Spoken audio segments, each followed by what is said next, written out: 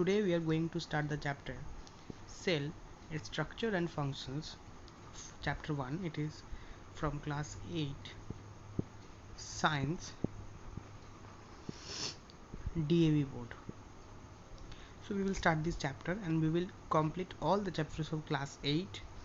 And so let's start without wasting any time. So there are a large variety of organisms on this earth that are all distinct in their form and structure.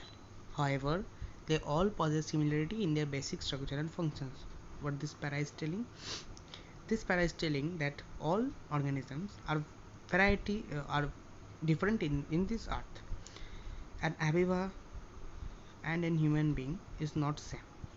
They are different in their structure. Yes. However, they possess similarity in their basic structure and functions. Though they are different, but something is same in them. And why something is same in them? Because of the presence of cell. It is because of the presence of cell something is still very much same in them, and there is the basic things in them.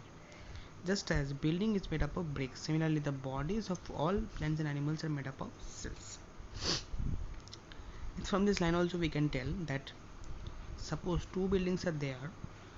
See, this building is different from this building, is different from this building. Both the buildings are different, but they are same but somehow they are same because they are made up of blocks, building blocks, and building blocks are always same.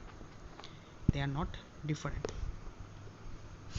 So from microscopic bacteria or amoeba to large organisms like elephants, whales, or gigantic trees, all are made up of cells, the basic unit of all organisms. Every organism in this earth is made up of cells. So we can tell that an amoeba, and human being, elephant, whale, gigantic trees are all made up of cells, and cells are the basic structural unit of all organisms. Yes. So from this para, what we have learned that cell is the basic structural unit of all organisms. Now moving to our next para. In the next para, what is told, we have to see now that some cells exist as unicellular organisms while others are a part of multicellular organisms. Now what is the meaning of this? See, cellular organisms are of two types. One is unicellular and one is multicellular. Unicellular organisms means single celled,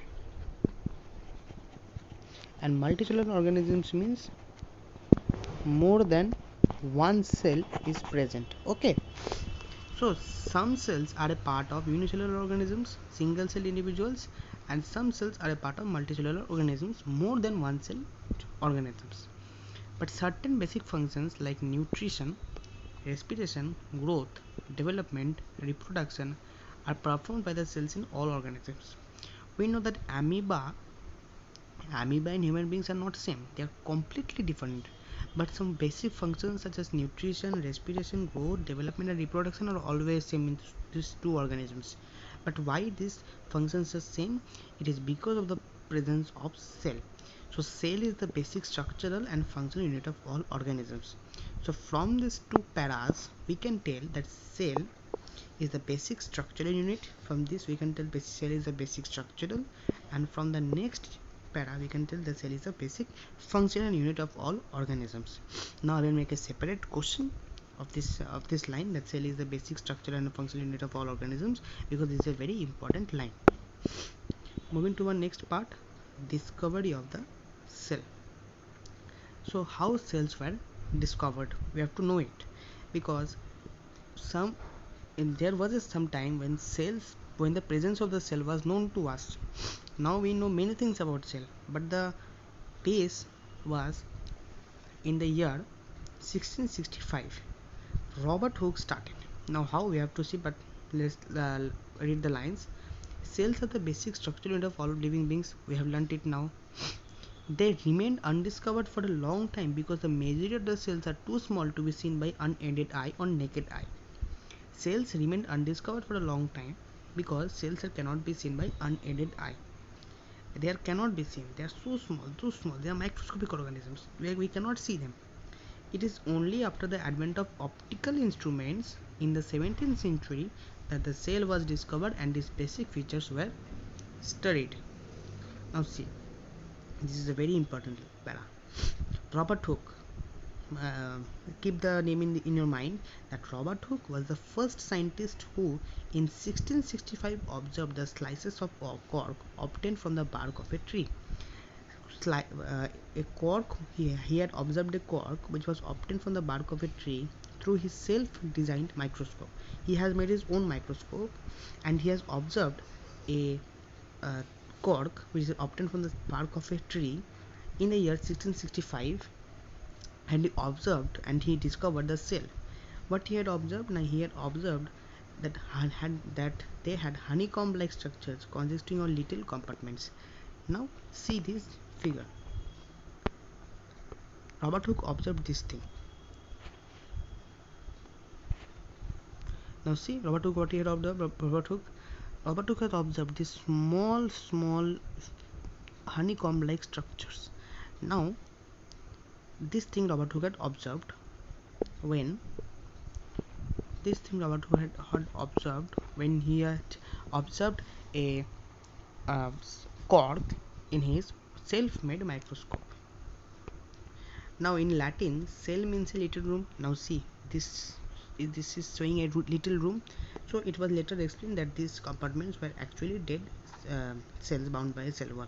Now why cell name was given? Because in Latin, a cell means little room, and these small objects looked like small rooms, and so cell name was given. And the cells observed by Robert Hooke were dead cells because he had taken a dead cork. He observed thin slices of cork, but the cork was dead. So he had observed a dead cork. Okay, so he had only observed dead cells bounded by cell wall. Now see what is written. We know that the living organisms are made up of cells. These cells have the same basic structure, but they are different with respect to their number, shape and size in different living organisms. So all cells are different. See, this is a cell, then this is a cell. These two cells are same. Yes, same. They are all cells, but they are different in their structure, shape and function. Now see what is written here. The outermost layer of our skin consists of dead cells. This layer is shed periodically and is replaced by newer cells. You may be surprised to know that a person may lose about 4 kilograms of skin cells every year. Suppose this is our hand, and on the hand dead skin cells are present. These dead skin cells always shed from our body, and we almost shed 4 kilograms of skin cells every year. It is too much, no? Yes, it is too much. So today we have learnt till this thing. In the next lecture we will start cell number, shape, size in living organisms. So let's revise what we have learnt. We have learnt that cell is the basic structural and is the basic functional unit of all organisms. The best definition of cell is the basic structural and functional unit of all organisms. Now who discovered the cell? Robert Hooke. In which year? 1665. How? By observing a cork obtained from the bark of a tree through his self-designed microscope. Now why the name cell was given? Because he had observed honeycomb-like structures which represented a little room. Now in Latin, cell means little room, so the name cell was given to that little compartments. Now these were dead cells because he had observed a dead cork in the year 1665. And why cells were undiscovered for a long time? Because they cannot be seen by naked eye. And in the 17th century, with the use of optical instruments, cells were discovered for the first time. Don't forget the Robert Hooke name and the year and how he had discovered. So till that, subscribe our books, and for more videos subscribe our books, and the other lecture will also be uploaded in a few time.